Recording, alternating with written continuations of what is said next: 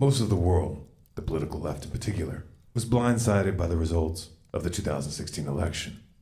To say that some are having a hard time coming to terms with the words President Trump and what the next 4 to 8 years will bring would be an understatement. Those who told you that a Trump presidency was impossible were quick to remix the pre-election narratives, framing the Donald as something of a Hitler 2.0 and attempting to position themselves as leaders of a new resistance. Self-reflection still seems to be off the table. On the other end of the spectrum, you have those who took Trump's promises at face value and who actually believe he will make America great again, proclaiming the dawn of a new age of conservatism as the stock market rose to record highs before he actually took office. Let's just cut to the chase. Is Trump going to usher in a new era of prosperity and innovation, or is he going to be the one standing in the center ring when the circus tent comes down? Remember, some voted for Trump as a political Molotov cocktail. Trump is a businessman, you say. He's going to make things happen. Cut taxes, cut regulation, invest $1 trillion in infrastructure, including a ginormous wall, punish companies that move factories overseas, rebuild the military, restore relations with Russia, start a trade war with China, and a new arms race would create jobs. There's a lot to unpack there, and those debates are worth having. However, much of this hinges on a variable that Trump doesn't control: the Federal Reserve. The Federal Reserve has held interest rates at near zero for close to a decade. They also engaged in quantitative easing from 2009 to 2014, accumulating $4.5 trillion worth of mortgage-backed securities and treasury notes. This inflated stock and bond market bubbles of historic proportions. When a friendly face is in the White House, crashes are typically attributed to a war, terrorist attack, or some other external variable. A Trump presidency, however, is an excuse in and of itself. Word is the Fed is leaning towards increasing interest rates aggressively in 2017 and may engage in anti-inflationary measures to offset Trump's infrastructure stimulus plans. That means that the flow of money and credit is about to be tightened. It also means the Fed is setting itself up for a showdown. If Trump plays by the rules, he'll have to wait till 2018 to replace Janet Yellen. A lot can happen within that time frame. Trump's personality is a wild card. He's impulsive, he fights dirty, fights to win. If Trump goes to war with the Federal Reserve, this could get out of hand in ways that most can't even imagine, especially when geopolitics are factored in. As a result, the US dollar's position as a world reserve currency is going to be in play. Add to that backdrop a little social unrest on the domestic front. If recent history serves as any indicator, we can count on seeing some kind of racially charged flashpoint involving the police during the Trump administration, probably before 2017 is over. It's also fairly safe to say that some of these protests will turn violent and destructive. The trend has been towards escalation. Having Trump in charge will take this to a new level. Trump ran on a platform of law and order and support for the police, which piggybacked on the perception that Obama was undermining law enforcement during his term. Just the belief that Trump has their back is going to influence police response. They're going to be more confident, more aggressive, and if Trump offers even so much as a word of encouragement, they will go into full crackdown mode, which would of course throw gasoline on a fire.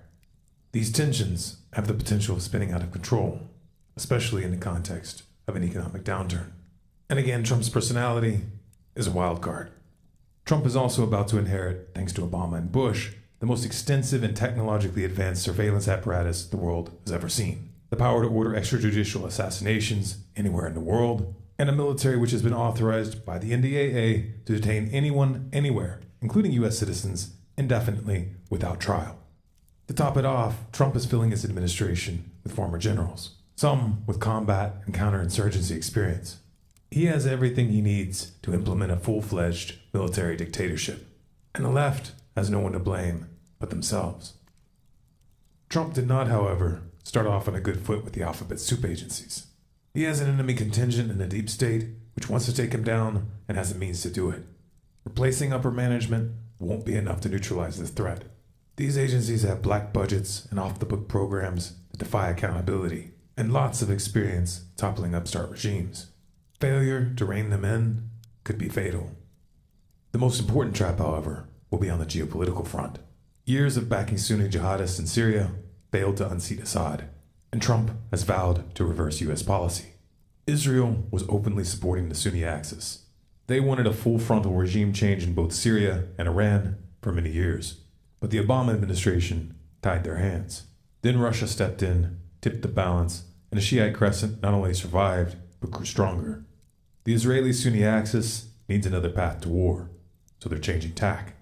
On January 13th, 2017, just 7 days from the inauguration, Israel bombed a Syrian government airport. This provides a glimpse of the years to come. Israel's strategy is simple: provoke Syria and/or Iran until one of them retaliates, which would of course provide cover to take territory. Turkey is likely to make another move in Iraq and/or Syria as well, while the Saudis continue bombing Yemen to rubble. Israel feels confident that Trump will defend them at all cost. Indeed, he's given this impression. But will he take the bait? Here, Russia is a wild card. What happens if Russia moves quickly to provide Syria and Iran with the means of defending themselves? What happens when Putin and Netanyahu are competing for Trump's ear?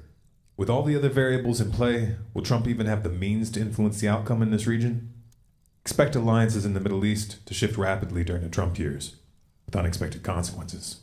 In particular, watch for a play on oil that undermines the petrodollar. Making America great again was never on the menu. Trump wasn't supposed to win. He was supposed to be the decoy. This was reality television does politics. Literally. The Democrats thought he was so bad he would take attention off of Hillary's baggage. So the Clinton campaign pulled strings with their friends in the media to help him in the primaries. We know this thanks to the John Podesta email leaks. The DNC and their corporate media lackeys then worked to marginalize the Bernie Sanders campaign and used a secret agreement backed by leverage to prevent him from attacking Clinton. This was confirmed by the DNC email leaks. Oops. You can't unthrow a Molotov cocktail. So get your popcorn and buckle up, or leave the United States if you were planning to. The show is about to begin. This video is Creative Commons. You have permission to download, copy, and distribute it by any means. If you would like to support our work, you can donate at stormcloudsgathering.com/donate. You can find the transcript, sources, and original video at stormcloudsgathering.com at the link below. For more, subscribe to Storm Clouds Gathering on YouTube and follow us on Facebook, Twitter, and Google+.